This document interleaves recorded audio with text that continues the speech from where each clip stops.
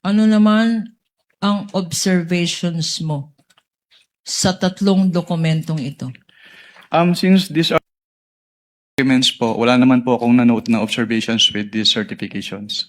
Anong ibig sabihin ng pro forma? Parang copy-paste. Naka-attach po siya as annex dun sa Joint Circular 2015-01. Okay. Naka-attach sa joint circular at yun ang Naka-annex. sinabit nila? Naka-annex po Okay. yung Tawag- format. Ang tawag doon ay Proforma po. Naka-annex yung format dun sa Joint Circular ang 2015-01. tawag ko doon copy-paste. Na copy-paste. Anyway, Your Honor, again, with all due respect to opposing counsel, I would like to object to Sustain. that characterization, Your Honor. Sustained, counsel. I withdraw, Your Honor. I just could not resist myself. Sustained. Counsel No. may proceed. Provisions of the joint circular. Sinabi mo, ito yung pinagbasihan mo ng mga evaluation mo ng mga documents na to.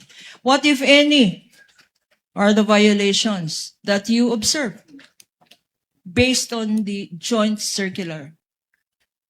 May i-clarify po kung anong document po yung pinipertain niyo, ma'am. Ano? Sa lahat ng dokumento. Sa lahat po ng dokumento.